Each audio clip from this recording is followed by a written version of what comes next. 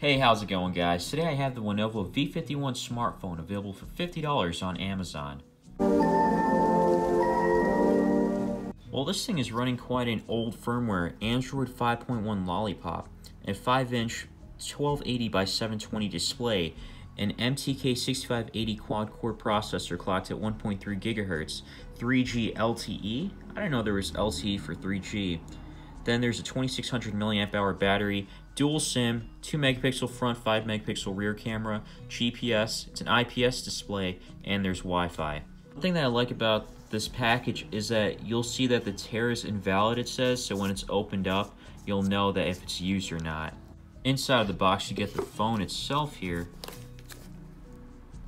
the battery pack, so I'm assuming that the back is removable, a micro USB charger along with a wall outlet, USB wall outlet, then a pair of headphones or earbuds. These look really cheaply made, like the old Apple ones. The user manual and a feedback card. So the front can be peeled off and there's still a screen protector on there. The back can be opened up pretty much any way. I do it from the top here, and it's pretty simple to open. And you can put the battery pack inside this way. In the middle is a micro SD card slot. It's recommended to put your SIM card inside before putting the battery pack in. Once it's in, it's actually really hard to take off from down here. But you can go ahead and just smack your phone a little bit from the side and it'll come off. So this is the standard SIM slot. Then there's a micro SIM tray.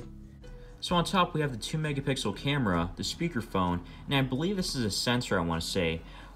On top of the phone is the 3.5mm headphone jack, micro USB port to recharge the phone. On the back is a 5 megapixel camera, along with a flash underneath, then a small speaker grill. On the side we have the volume keys, and then the power button. And there's pretty much nothing else on the other side. And then on the bottom you have the home button, it has haptic feedback, the back button, and so the side button is a menu button, and then if you hold the home button, it takes you to the multitasking tray. And for storage space, there's only 3.99 gigabytes available out of 8. So that's not much at all. I'd highly recommend getting a micro SD card since there's a micro SD card slot here. And if we go into About Phone, it does say that it is Android 5.1. I gotta say, so far, one thing I do like is that it's not too laggy or anything, or there's any freeze or slowdowns. And there shouldn't be, but like for a smartphone this cheap, I was expecting there to be a little bit of slowdown, you know, just from doing simple things. So I guess that's pretty nice that it's just smooth all around. The brightness, it doesn't seem to get too bright. It gets relatively dim, but this will be good enough inside. I'm not sure how this will be outdoors. Coming back after a few days, I ran some benchmarks. On the Geekbench, it gets a single core score of 419 and a multi-score of around 1200. Now, obviously, these are lower than like the lowest thing you'll find on here, which is the LG Nexus 5, but that's to be expected. The compute score, the render script score is 787. That's lower than the S4. But again, benchmarks are one thing. This gives you maybe kind of an idea of what you can kind of expect somewhat. And then, by the way, I also wanted to mention there's barely any bloatware on here, I noticed. Not too much, so that's definitely a plus. I tested out with the Antutu benchmark, and it gets a score of around 21,000, around 22,000. And that's surprising because this is usually the score you can get on, like, tablets that are, like, at $100. But again, benchmarks are one thing. We'll test it out to see how everything is in just a moment with some games. And then this is what the render or GPU is. It's a Mali 400 MP. And then it's with a MT6580 processor. Is the BT notifier, but there are other similar applications that can probably do better if you find them. The speaker is as to be expected. It sounds tinny, it doesn't get too loud. Even with calling, it wasn't that great, which is kind of disappointing.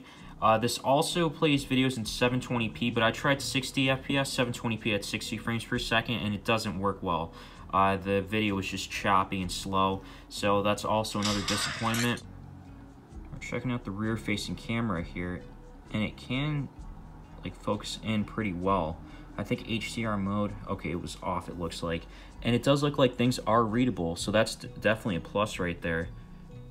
Yeah, things are definitely readable on here. Of course, nothing crazy because it is only 5 megapixels. But yeah, if you try to move it around a lot, it's not that smooth. It's not bad, but it's not too smooth, so. Now here's the front camera. I gotta say that it does, there is a bit of a delay, you gotta hold it steady, but it is a little smoother from like some other cameras that I've seen, mostly on tablets though, so it can be used for Skype calls or video calls. Like, it's tolerable at best. And then the camera, you can read Canon PowerShot Alpha-100HS, so that is impressive. Playing simple games on here is pretty nice. I haven't noticed too many problems whatsoever. And the first game we're checking out here is Cut the Rope. It's a free game.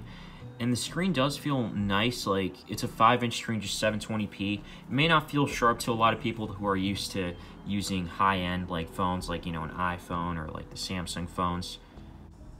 The next game we're checking out here is Sonic Dash or Sonic Boom 2. I can't remember the name exactly. Again, it's a free game, and the frame rate is not smooth. But I will say, at the very least, it is playable, because I don't notice as much like freeze or stuttering.